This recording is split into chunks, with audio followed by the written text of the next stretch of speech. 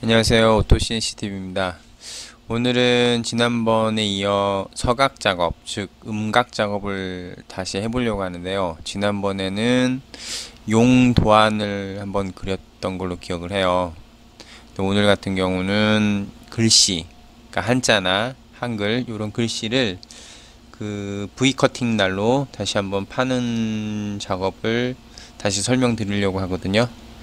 어떤 분이 댓글을 좀 다셨는데 뭐 벡터 형성이나 이런 부분이 빨라가지고 잘 모르시겠다고 해가지고 그 부분에 대해서는 제가 조금 상세하고 좀 느리게 설명을 드리겠습니다. 오늘은. 자, 그럼 바로 시작해 볼게요. 아스파이어 처음 화면에서 지난번과 똑같이 이제 가공할 가공 영역의 스트로크를 설정을 해야 되는데, 저는 이게 가로가 416에 215야. 그리고 두께는 맞고 나머지는 지난번하고 똑같아요. 그리고 제가 지금 아스파 설명하는 거 이렇게 보실 때 목소리도 목소리지만 이거 마우스 커서 요거를 조금 집중적으로 보시면, 전 핫키를 안 쓰고 마우스로 움직이기 때문에 요거 가는 대로만 따라 하셔도 제가 볼 때는 크게 놓치는 거 없이 진행이 되실 것 같거든요. 자, 요 화면에서 지금 오늘은 좀 특별하게 외곽에도 이렇게 조금 모양을 넣어볼까 하거든요. 그래서 한번 제가 보관하고 있는 클립아트에 보면 요거 좋네요. 요거 한번 해볼까요? 이렇게 해서 요거를 조금 화면에 맞게끔 좀 길이도 해주고, 그리고 끝은 닿을까 위험하니까 이렇게 해서 또 정중앙에 놓는 거 요거 놓고, 커서 보시면 돼요. 여기 정중앙에 놓으면 이렇게 자리 잡고요. 조금 더 길게 뺄게요. 이렇게 해서 당겨서 조금 더, 그리고 또 정중앙, 자기가 이제 저절로 중앙에다 맞춰주니까 이렇게 하고. 그리고 오늘 이렇게 설명을 드리기 전에 제가 어떤 한자를 좀 서각 작업하면 좋을까 싶어가지고 제가 한번 좀 찾아봤어요. 그래가지고 지금 따로 이렇게 좀 떼어놓은 게 있거든요. 그거를 한번 불러와서 작업을 한번 해볼게요.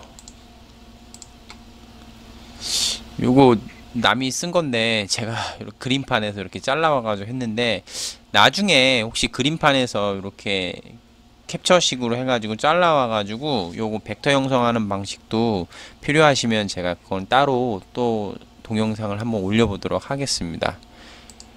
이렇게 해서 크기에 맞게끔 조금, 이게 로적성해라는 한자인데요.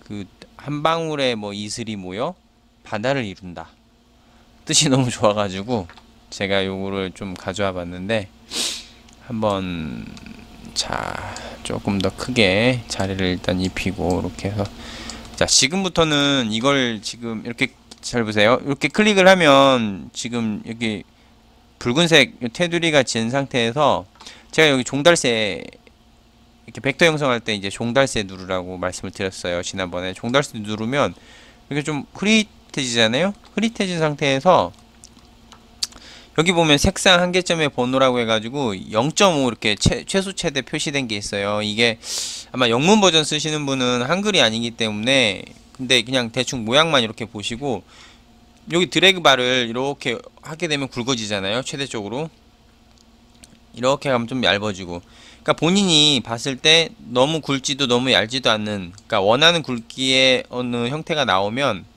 그냥 딱 멈추세요. 그리고 제가 말씀드렸듯이 여기 보면 지금 드래그배가 지금 3개가 있는데, 위에 무시하시고 밑에 보면 맨 밑에 거 비트맵 흐림이라고 한글은 써 있는데, 이게 영문으로는 뭐라고 써 있는지 모르겠는데 요 맨 밑에 거 보시면 돼요. 그래서 오른쪽으로 하면 흐려지고요, 왼쪽으로 가면 좀 진해지잖아요. 이렇게 조금 진해졌을 때 그냥 놔두고, 그 다음에 바로 밑에 있는 이 네모칸 미리 보기 누르게 되면은 이렇게 지금 보면은 선 보이세요? 이렇게 이게 지금 벡터가 형성이 된 거예요. 그리고 나서 바로 그냥 밑에 닫기 적용 누르고, 적용 누른 다음에 닫으시면, 이렇게 누르면 이렇게 붉은색으로 벡터가 형성이 된 거예요.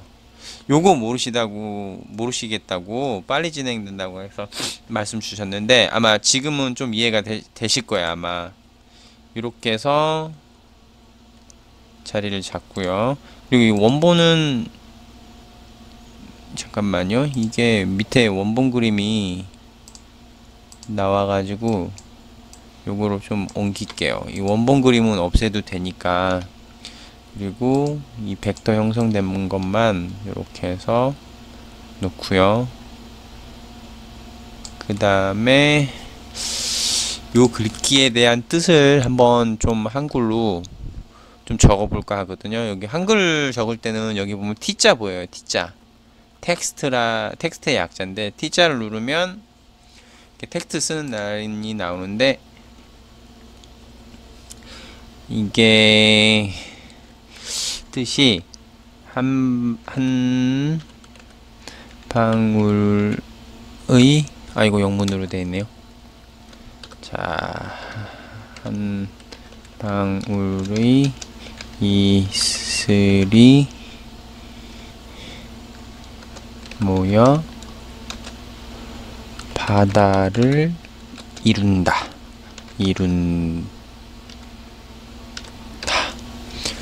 크기는 설명하는 거니까 한 7mm 정도 적용 이렇게 나오거든요. 그러면 요거를 더블 클릭해서 요렇게 요 밑에다가 요 정도에다가 딱 써주고 그 다음에 제 아이디명을 한번 써볼까 하거든요. 제 아이디가 영문으로 auto cnc tv 요거는 조금 크게 한 12mm 정도 적용해서 요거는 밑에다가 이렇게 놓을게요. 요건 너무 붙어있고 조금 밑으로 내리고요. 자, 이렇게 자리를 잡고 지금 한번 이제 그 공구 경로를 한번 다시 보겠는데 지금 엔드밀을 설정을 하고요. 한번 볼게요. 지금 보면 오른쪽 위에 공구 경로 누르신 다음에 고정시키고 자, 지금 이 한자 이거는 V 비트맵으로 해야 돼요. 여기 보면 V 카브라고 이렇게 해서 깊이는 한번 얼마나 깊이 들어가는지 한번 해볼까요? 1mm 넣고 1mm라고 해서 1mm만 들어가는 게 아니라 날이 들어가는 깊이가 있어가지고 체감하는 깊이는 상당히 많이 나오더라고요. 이렇게 벡터 클릭하고 한번 봐볼게요. 이렇게 시각화 공구 한번 그려볼까요? 그렇죠. 상당히 많이 들어가죠. 1mm보다 더 넣어도 상관없겠는데요. 한 2mm? 지금 공구 설정에서 비트 13 어제 쓰던 거 그대로 쓸 거거든요. 이렇게 해서 적용 누르고요. 그 다음에 1.5mm 한번 넣어볼게요. 선택. 조금 더 파지나요? 조금 더 굵게 파지네요. 이렇게 1.5mm 정도 넣고 그리고 이 글씨가 위에 있는 메인 글씨보다 요 밑에 있는 글씨가 좀 작잖아요. 그래서 이렇게 클릭을 해서 작은 거를 따로 이렇게 하는데 왜냐면은 큰 글씨 넣듯이 1.5mm를 넣어버리면 글씨하고 글씨가 붙어서 못 알아볼 정도로 글씨가 되니까 한 0.5 이렇게 한번 넣어보고 시뮬레이션을 먼저 한번 해볼게요. 네, 글씨 잘 나왔네요. 이렇게 하고 그 다음에 저는 지금 요 메인 그림에서 요 바깥에 요거는 그냥 이렇게 테두리 선만 그려줬으면 좋겠거든요. 근데 이제 같은 공구를 썼으면 좋겠어요. 그래가지고 V 캅으로 들어가게 되면 아마 여기를 다 파버릴 거예요. 제가 예전에 그런 경험이 있어서 V 캅으로 선을 그리질 않는데 요걸 안 하고요. 여기 프로파일 공구 요 기능을 살려서 한 2mm 정도, 2mm, 2mm라고 해도 V비트는 좀 더 들어가니까 2mm를 하고, 그 다음에 엔드 밀이 이 선의 안쪽이나 바깥쪽이 아닌 이 선을 그대로 타고 가게끔, 그러니까 이 선을 타서, 그러니까 흔히 말하는 날이 이 날 끝이 그대로 타고 들어가게, 이 날 끝이 이 선을 그대로 타고 들어가게 온에다 올리면 돼요. 온에다 올려서 제가 진행을 할게요. 진행을 하고, 뭐 다른 건 필요 없이 한번 계산 누르고 한번 시뮬레이션 해볼게요. 네, 요 그림이면 좋겠어요. 요렇게. 자, 지금 보면 공구 경로 리스트에 보면은 공구가 지금 다 똑같아요. 제가 이 바깥의 그림을 굳이 뭐 다른 뭐 테이퍼나 이렇게 뺀쪽한 거 다른 걸로 안 하고 이 V 비트맵으로 한 이유가 툴을 바꾸고 싶지가 않아서 그래요. 그게 왜냐면 시간도 오래 걸리고 0점 맞추고 뭐하고 귀찮으니까. 왜냐면 V 비트맵으로도 충분히 그릴 수 있으니까. 왜 그러냐면 여기 보면 이렇게 나중에 저장을 할 때 닫기를 누르면 여기 플로피 디스크 누르면 저장이 되잖아요. 여기 보시면은 맨 위에 보면 한 파일로 모든 사각형 공구 경로 출력이라고 나왔는데, 지금 세 가지 지금 여기 작업을 하는데 공구가 다 똑같잖아요. 이렇게 되면은 그냥 이 한 파일을 한 번에 불러들여 가지고 이 모든 작업을 한 번에 끝낼 수가 있어요. 근데 여기서 공구가 조금이라도 달라지게 되면 여기 표시하게 되면 에러가 떠버려요. 근데 저는 여기서 이렇게 되면은 순번대로 작업이 진행이 되지만 지금 작업 개수가 3개가 돼 있는 상황에서 이걸 표시하면 3개 작업이 한꺼번에 여기 올라와 있어요. 이렇게 해가지고 흔히 말하는 한 번만 저장을 하면 여기는 지금 3가지 작업이 한꺼번에 다 되거든요.